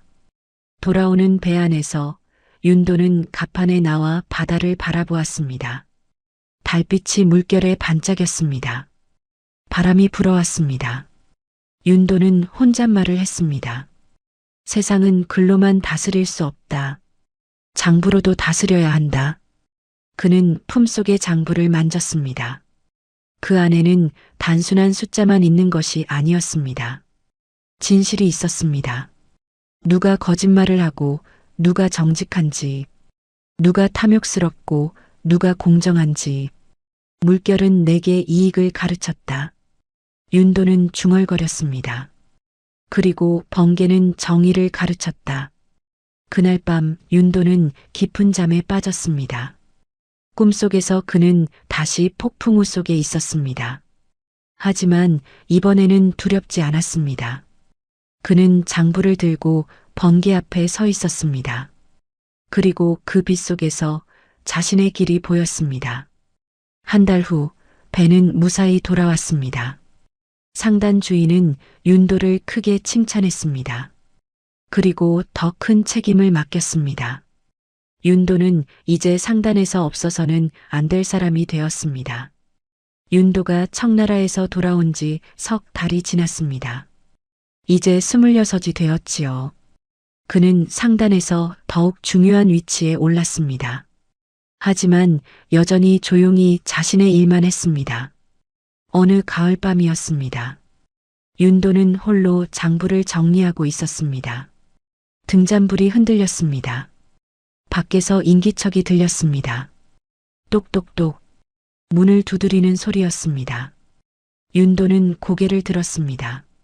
이 밤에 누가 찾아온 것일까요? 누구십니까? 저는 관청서리 기록수라 하오. 잠시 뵙고 싶소. 윤도는 문을 열었습니다. 중년의 사내가 서 있었습니다. 낡은 도포를 입고 있었고 얼굴에는 긴장이 어려 있었습니다. 주변을 살피는 눈빛이 불안해 보였습니다. 들어오십시오. 기록수는 방으로 들어왔습니다. 그는 품속에서 무언가를 꺼냈습니다. 장부 한 권이었습니다. 낡았지만 묵직해 보였습니다. 윤도령, 나도 천한설이지만 이건 그냥 넘길 수 없소. 기록수의 목소리가 떨렸습니다. 하지만 그 눈빛만큼은 단호했습니다. 이것이 무엇입니까? 관청의 횡령 장부요. 한씨 집안과 결탁한 관리들의 비리를 기록한 것이요. 윤도의 심장이 뛰었습니다. 그는 천천히 장부를 받았습니다. 펼쳐보니 빼곡한 글씨가 보였습니다. 날짜, 금액, 관리 이름 모두 적혀 있었습니다. 이것을 어떻게 해? 내가 직접 필사한 것이요. 석 달 동안 밤마다 베껴 적었소. 기록수는 손을 내밀었습니다. 그의 손가락에는 굳은 살이 베겨 있었고 먹물 자국이 묻어 있었습니다. 윤도는 장부를 읽었습니다. 한정우의 이름이 보였습니다. 뇌물 1000냥, 과거 시험 부정, 그 외에도 수많은 기록이 있었습니다. 토지 강탈, 세금 횡령, 백성 착취, 이것은 목숨을 건 일입니다. 윤도가 말했습니다. 알고 있소. 하지만 누군가는 해야 하는 일 아니겠소. 기록수는 품속에서 또 하나를 꺼냈습니다. 붉은 인장이었습니다. 관청의 정식 도장이었지요. 이것으로 봉인하시오. 그러면 법적 효력이 생기오. 윤도는 기록수를 바라보았습니다. 이 사람은 왜 이런 위험한 일을 하는 것일까요? 무엇 때문에 이런 일을 하십니까? 기록수는 잠시 망설이다 입을 열었습니다. 고백하자면 나는 윤도령의 어머니 묘를 몰래 찾아간 적이 있소. 윤도는 놀랐습니다. 어머니 묘를요?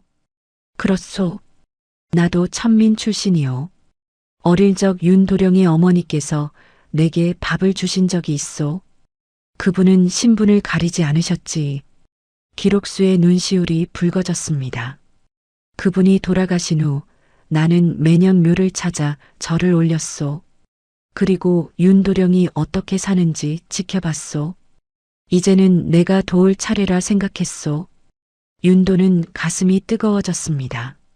어머니는 돌아가신 후에도 이렇게 사람들의 마음속에 살아계셨던 것입니다.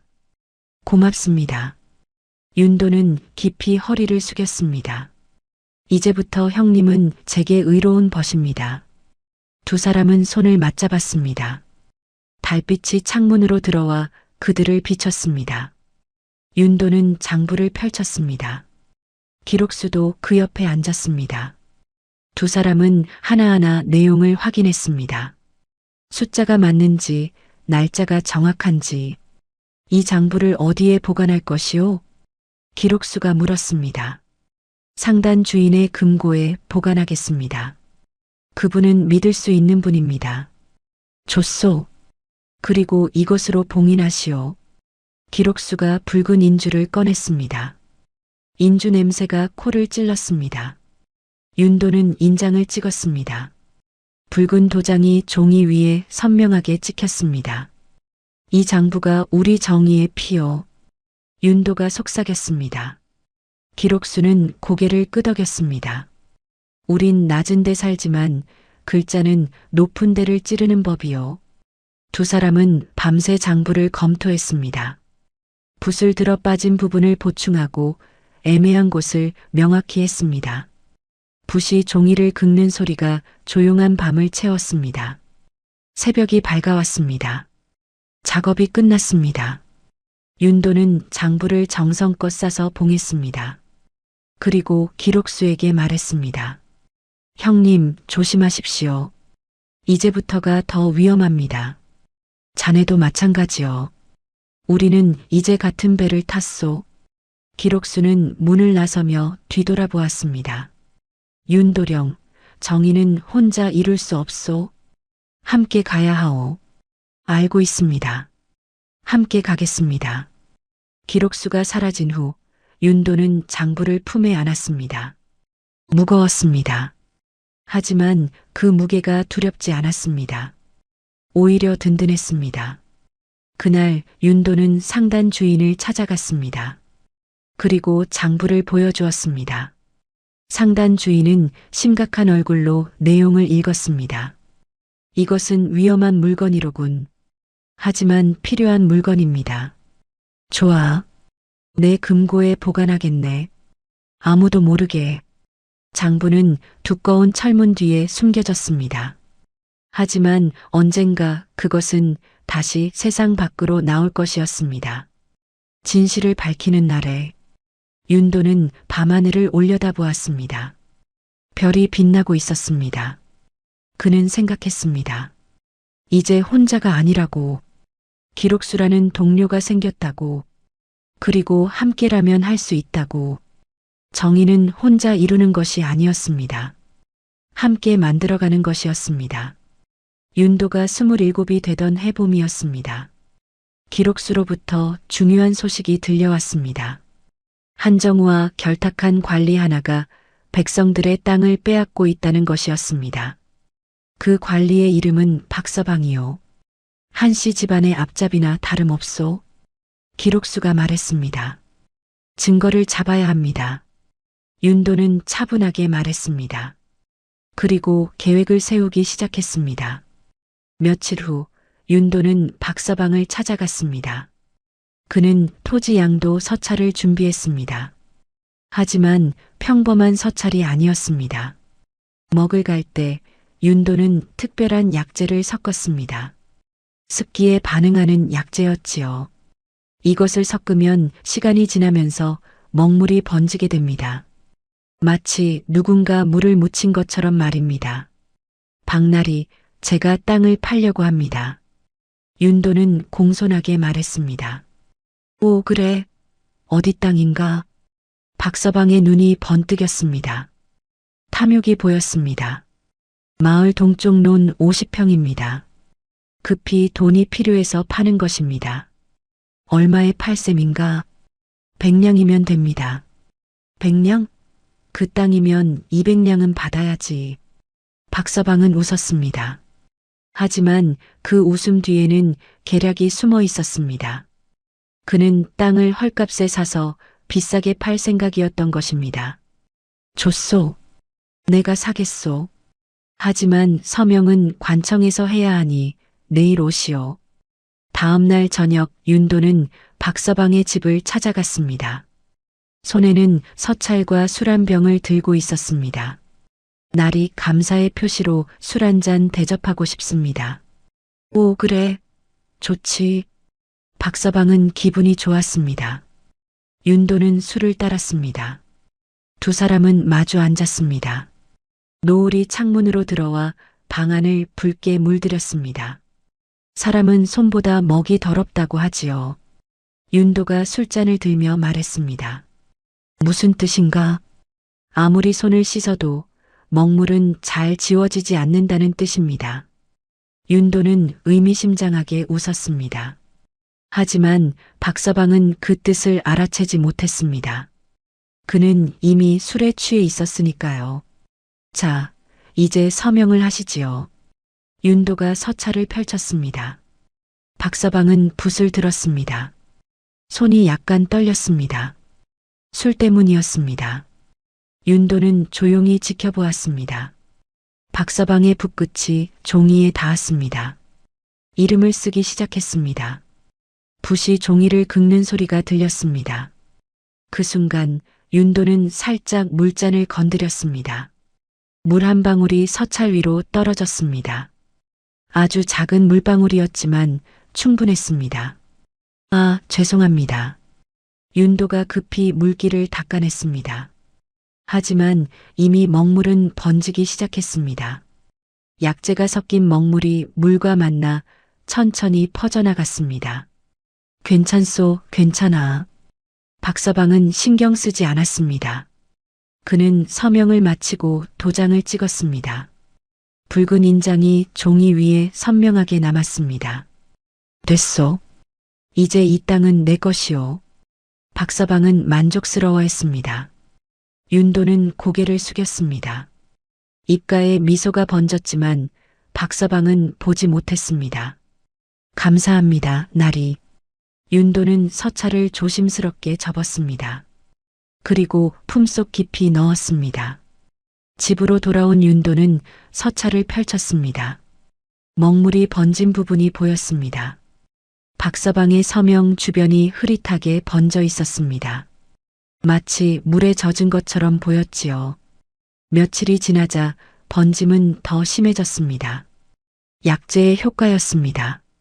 이제 누가 봐도 이 서찰은 조작된 것처럼 보였습니다. 윤도는 기록수를 불렀습니다. 두 사람은 서찰을 함께 살펴보았습니다. 이것을 보시오. 먹물이 번졌소. 아, 이것은 분명 물에 젖은 흔적이요. 기록수가 고개를 끄덕였습니다. 하지만 실제로는 박서방이 직접 서명한 것이요. 다만 약재를 섞은 먹물을 사용했을 뿐이지요. 영리하오, 윤도령. 이것은 나중에 큰 증거가 될 것이요. 윤도는 서찰을 봉했습니다. 그리고 그것을 다른 장부들과 함께 보관했습니다.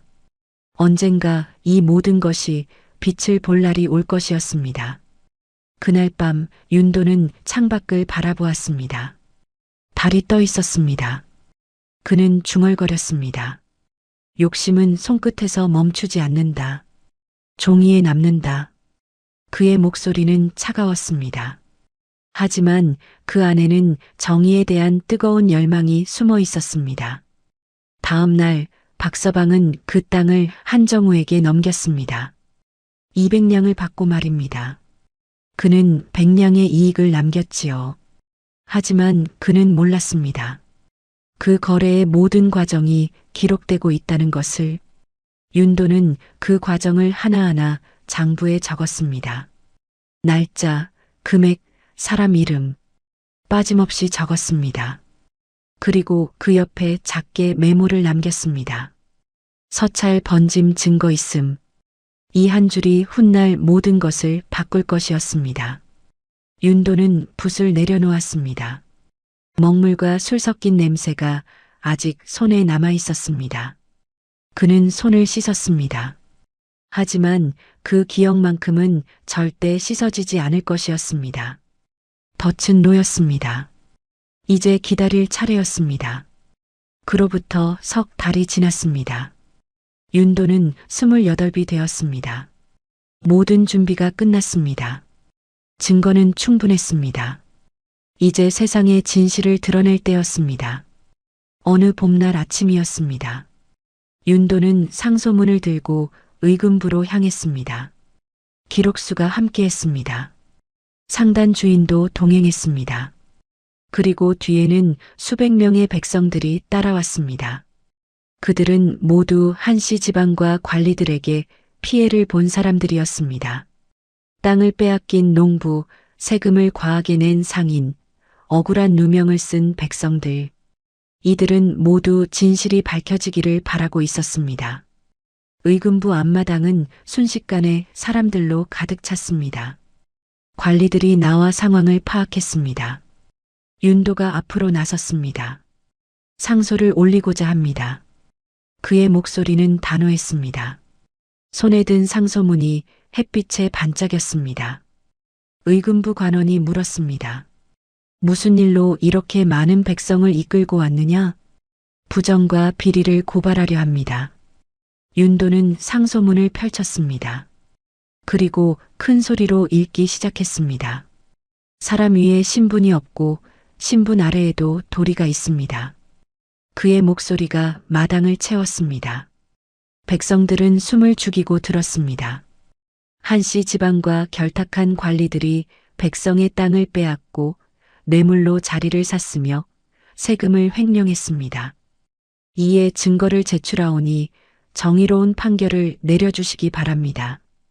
윤도가 상소문을 다 읽자 기록수가 앞으로 나왔습니다. 그는 두툼한 장부를 내밀었습니다. 이것이 관청의 횡령 장부입니다. 제가 직접 필사한 것입니다. 상단 주인도 나섰습니다. 이것은 토지 강탈의 증거 서찰입니다. 박서방이 직접 서명한 것입니다. 하나둘 증거가 쌓였습니다. 장부, 서찰, 증인들의 진술, 모두 한정우와 관리들의 비리를 가리키고 있었습니다. 의금부 관원들이 긴급 회의를 열었습니다. 증거가 명백했습니다. 그들은 즉시 한정우와 박서방을 체포하라는 명을 내렸습니다. 잠시 후 포졸들이 두 사람을 끌고 왔습니다. 포승줄에 묶인 채였습니다. 한정우의 얼굴은 창백했습니다. 박서방은 땀을 흘리며 떨고 있었습니다. 이것은 누명이요. 한정우가 소리쳤습니다. 하지만 아무도 그의 말을 믿지 않았습니다. 증거가 너무나 명백했으니까요. 백성들이 외쳤습니다. 옳소. 정의를 세우시오. 악인을 벌하시오. 함성이 마당을 가득 채웠습니다. 그 소리는 하늘까지 닿을 것만 같았습니다. 윤도는 그 광경을 바라보았습니다. 가슴이 벅찼습니다. 눈시울이 뜨거워졌습니다. 오랜 세월 준비해온 일이었습니다. 그리고 드디어 이루어진 것입니다. 그때 군중 속에서 누군가 윤도를 바라보고 있었습니다. 한윤겸이었습니다. 윤도의 아버지였지요. 그는 멀찍이 서서 아들을 보고 있었습니다. 아버지의 눈에 눈물이 고였습니다. 입술이 떨렸습니다. 한 걸음 다가가려 했지만 발이 떨어지지 않았습니다. 죄책감이 그를 짓눌렀습니다. 어찌 아들 앞에 설 수 있겠습니까? 윤도는 아버지를 보았습니다. 두 사람의 눈이 마주쳤습니다. 잠깐이었지만 긴 시간처럼 느껴졌습니다. 윤도는 천천히 고개를 숙였습니다. 인사였습니다.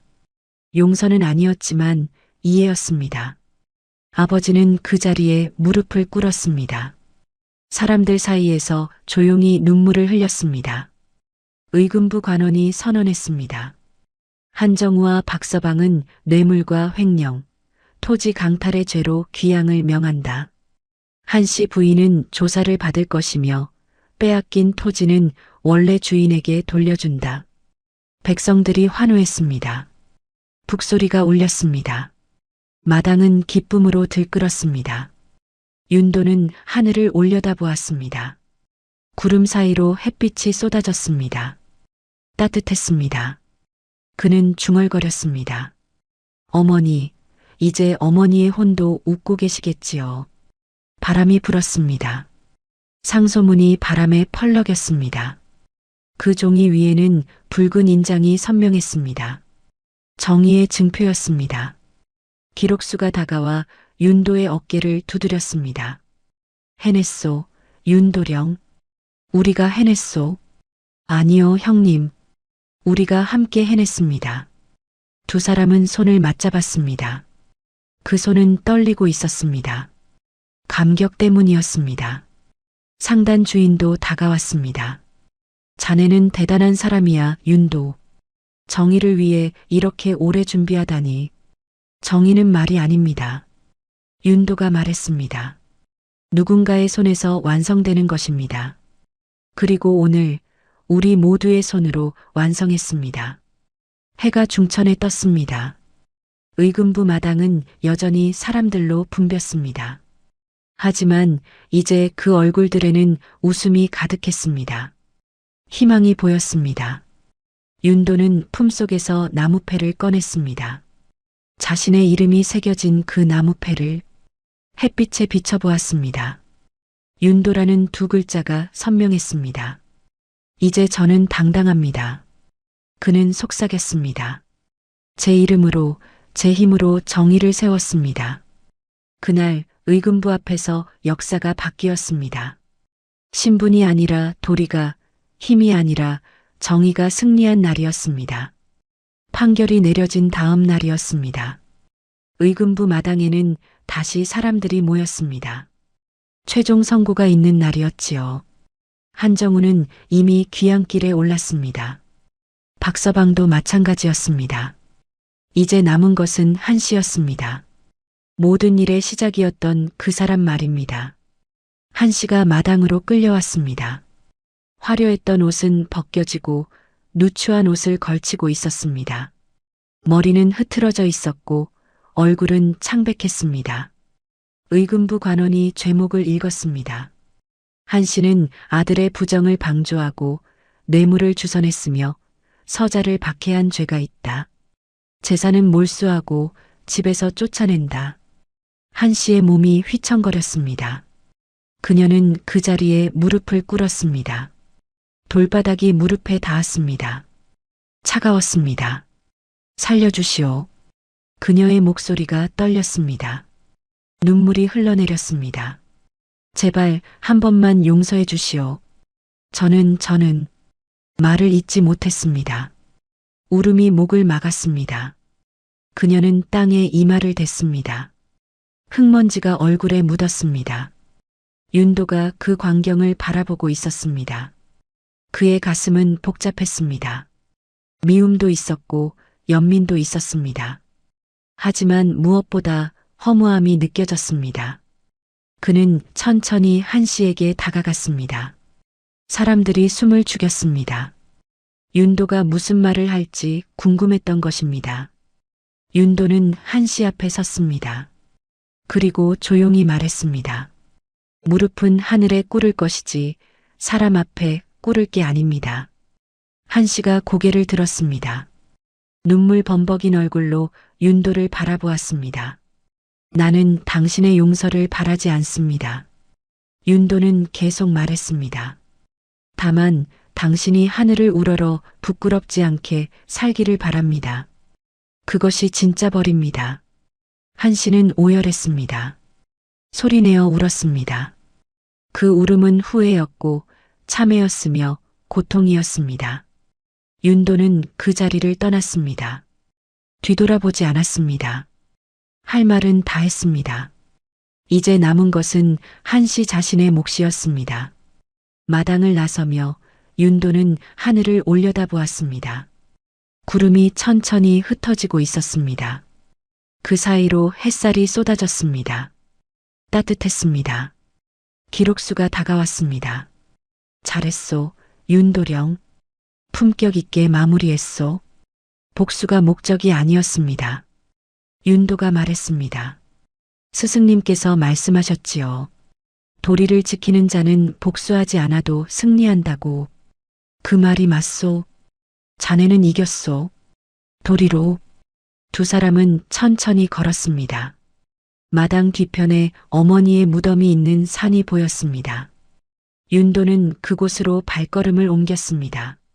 무덤 앞에 도착했을 때는 오후였습니다. 석양빛이 산을 물들이고 있었습니다. 윤도는 무릎을 꿇고 절을 올렸습니다.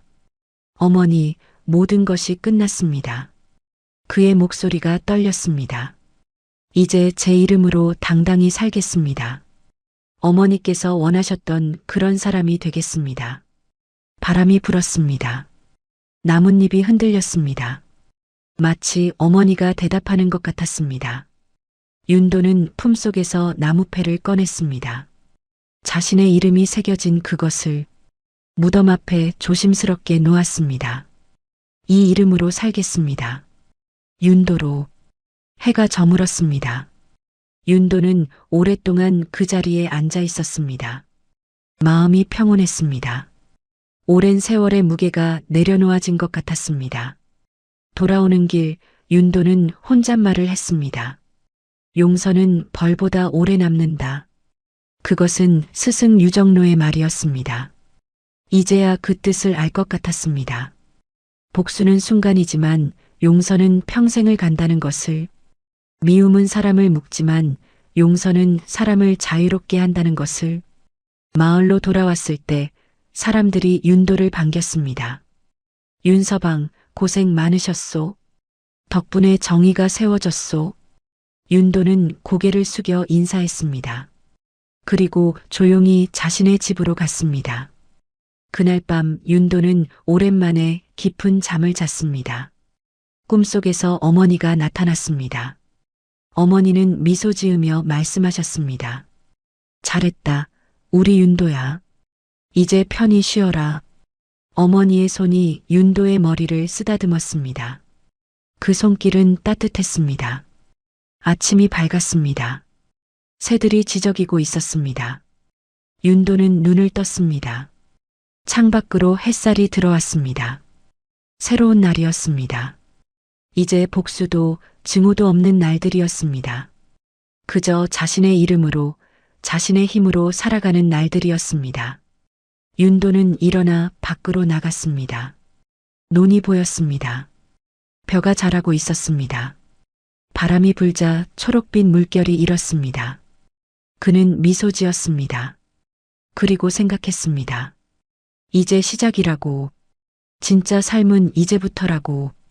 하늘은 맑았습니다. 구름 한 점 없었습니다. 윤도는 그 하늘을 올려다보며 깊이 숨을 들이쉬었습니다. 자유였습니다. 진정한 자유였습니다. 그로부터 5년의 세월이 흘렀습니다. 윤도는 이제 33이 되었습니다. 마을 사람들은 그를 존경했고 아이들은 그를 따랐습니다. 어느 봄날 윤도는 마을 언덕에 작은 집을 지었습니다. 서당이었습니다. 가난한 아이들을 가르치기 위한 곳이었지요. 서당 앞에는 현판이 걸렸습니다. 윤도가 직접 쓴 글씨였습니다. 천비의 자식도 군자된다. 그 글자를 보며 지나가는 사람들은 고개를 끄덕였습니다. 누구나 배울 수 있고 누구나 군자가 될 수 있다는 뜻이었습니다. 서당 문이 열렸습니다. 10명 남짓한 아이들이 들어왔습니다. 어떤 아이는 양반집 자식이었고 어떤 아이는 상인의 아들이었으며 어떤 아이는 천민의 자식이었습니다. 하지만 서당 안에서는 모두 같은 학동이었습니다. 자, 오늘은 논어를 읽겠다. 윤도가 책을 펼쳤습니다. 아이들도 저마다 책을 폈습니다. 낭낭한 목소리가 서당을 채웠습니다. 배우고 때때로 익히면 또한 기쁘지 아니한가.